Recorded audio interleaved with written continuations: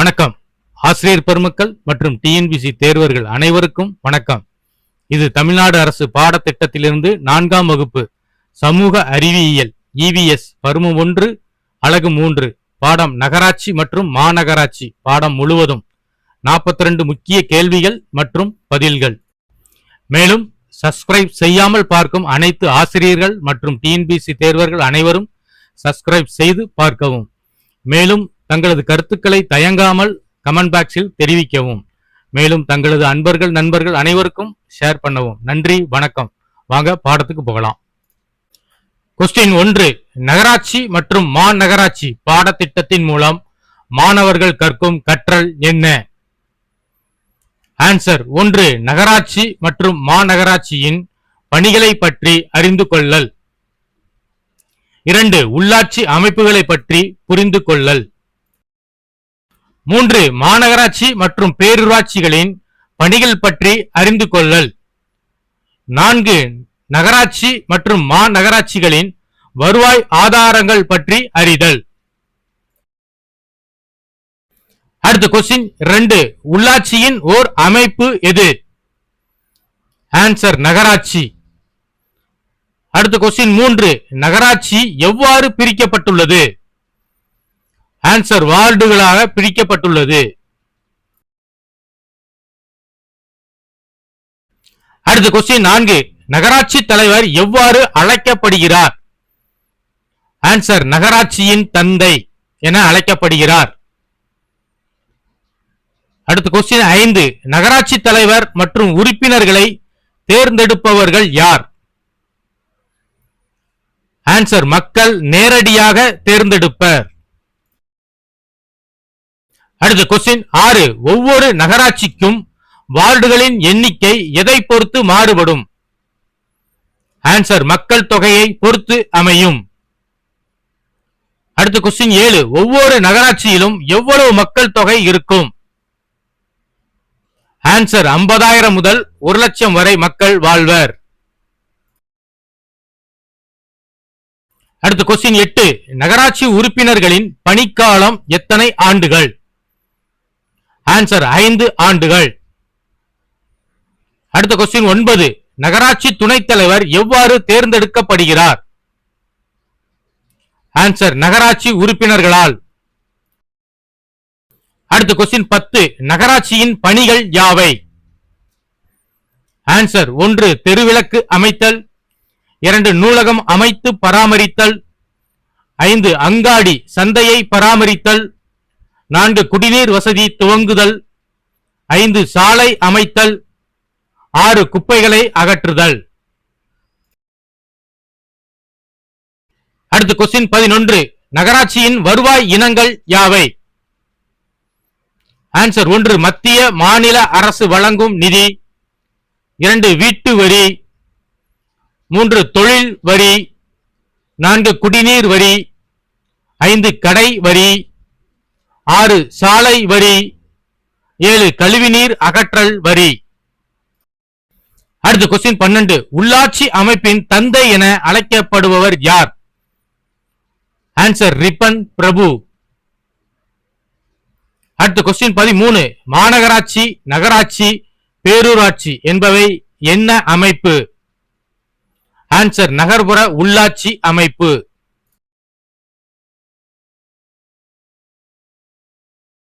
அடுத்த கொஸ்டின் 14. நகராட்சியின் கீழ் வருபவை எவை? ஆன்சர் 1. டவுன்ஷிப் நகரியம், எடுத்துக்காட்டு நெய்வேலி. 2. கண்டோன்மெண்ட் ராணுவ கட்டுப்பாட்டு வாரியம், எடுத்துக்காட்டு குன்னூர், பரங்கிமலை மற்றும் அறிவிக்கப்பட்ட பகுதிகள். அடுத்த கொஸ்டின் 15. உள்ளாட்சி அமைப்பு எத்தனை வகைப்படும்?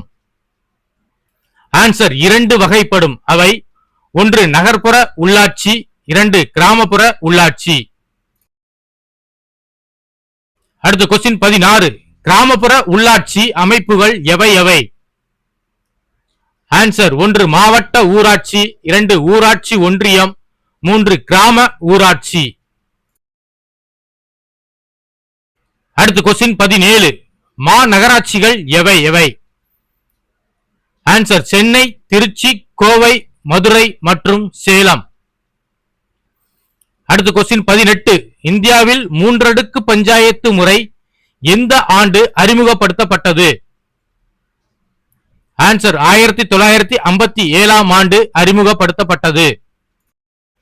அடுத்த கொஸ்டின் 19. இந்தியாவில் மூன்றடுக்கு பஞ்சாயத்து எக்குழு அறிக்கையின்படி அறிமுகப்படுத்தப்பட்டது?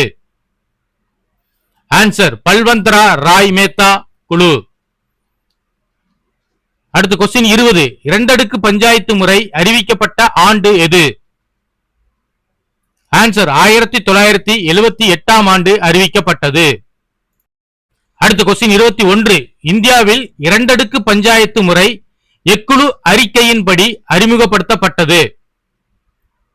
ஆன்சர் அசோக் மேத்தா குழு. அடுத்த கொஸ்டின் 22. நகராட்சி மாநகராட்சியாக எதன் அடிப்படையில் தரம் உயரும்? ஆன்சர் மக்கள் தொகை மற்றும் வருவாய் உயரும் போது. அடுத்த கொஸ்டின் 23. தமிழ்நாட்டில் எத்தனை மாநகராட்சிகள் உள்ளன? ஆன்சர் 25 மாநகராட்சிகள் உள்ளன. அடுத்த கொஸ்டின் 24. மிகவும் பழமையான மாநகராட்சி எது? ஆன்சர் சென்னை மாநகராட்சி. அடுத்த கொஸ்டின் 25. மாநகராட்சி தலைவர் மற்றும் உறுப்பினர்களை தேர்ந்தெடுப்பவர் யார்? ஆன்சர் மக்கள். அடுத்த கொஸ்டின் 26. மாநகராட்சி தலைவர் எவ்வாறு அழைக்கப்படுகிறார்? ஆன்சர் மேயர் அல்லது மாநகராட்சியின் தந்தை என அழைக்கப்படுகிறார். அடுத்த கொஸ்டின் 27. மாநகராட்சியின் பணிகள் எவை எவை? ஆன்சர் 1. சாலை, குடிநீர், நூலகம், பூங்கா அமைத்தல் பராமரித்தல். 2. குப்பைகளை அகற்றுதல். 3. பிறப்பு மற்றும் இறப்பு பதிவேடுகளை பராமரித்தல்.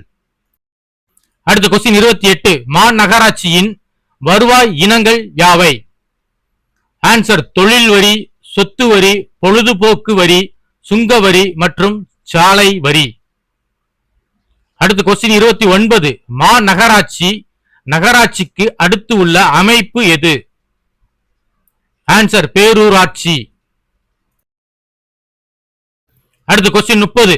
பேரூராட்சி தலைவர் மற்றும் வார்டு உறுப்பினர்களை தேர்ந்தெடுப்பவர்கள் யார்? ஆன்சர் மக்கள். அடுத்த கொஸ்டின் 31.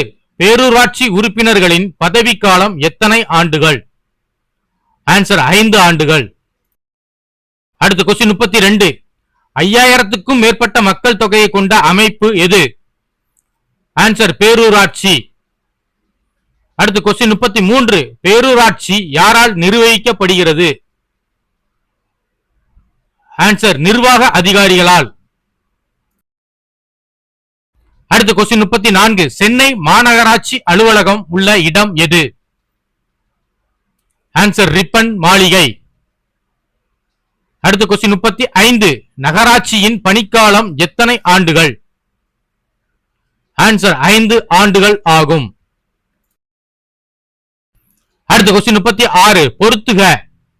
ஆன்சர் கிராமப்புற உள்ளாட்சி, கிராம ஊராட்சி. ரிப்பன் கட்டிடம், ரிப்பன் பிரபு. நெய்வேலி நகரியம். பேரூராட்சி 5000க்கும் மேற்பட்ட மக்கள் தொகை. மேயர் மாநகராட்சி. அடுத்த கொஸ்டின் 37. அரசால் மாநகராட்சியில் பணி அமர்த்தப்படுகிறவர்கள் யார்? ஆன்சர் இந்திய நிர்வாக அதிகாரிகள் மற்றும் இதற்கு இணையானவர்கள். அடுத்த கொஸ்டின் 38. நகராட்சியில் உள்ள வார்டுகளின் எண்ணிக்கை எதன் அடிப்படையில் மாறுபடுகின்றன? ஆன்சர் மக்கள் தொகையை பொறுத்து மாறுபடுகிறது.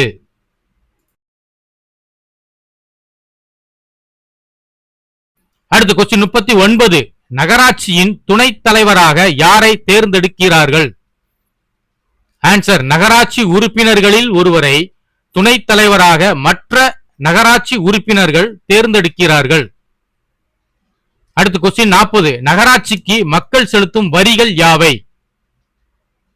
ஆன்சர் வீட்டு வரி, தொழில் வரி, குடிநீர் வரி, கடை வரி, சாலை வரி மற்றும் கழிவுநீர் அகற்றல் வரி. அடுத்த கொஸ்டின் 41. தமிழ்நாட்டில் உள்ள 25 மாநகராட்சிகள் எவை எவை? ஒன்று சென்னை, மதுரை, கோயமுத்தூர், திருச்சிராப்பள்ளி, சேலம், திருநெல்வேலி, திருப்பூர், ஈரோடு, வேலூர், தூத்துக்குடி, தஞ்சாவூர், திண்டுக்கல், ஓசூர், நாகர்கோவில், ஆவடி, தாம்பரம், காஞ்சிபுரம், கரூர், கும்பகோணம், கடலூர், சிவகாசி, காரைக்குடி, நாமக்கல், புதுக்கோட்டை, திருவண்ணாமலை.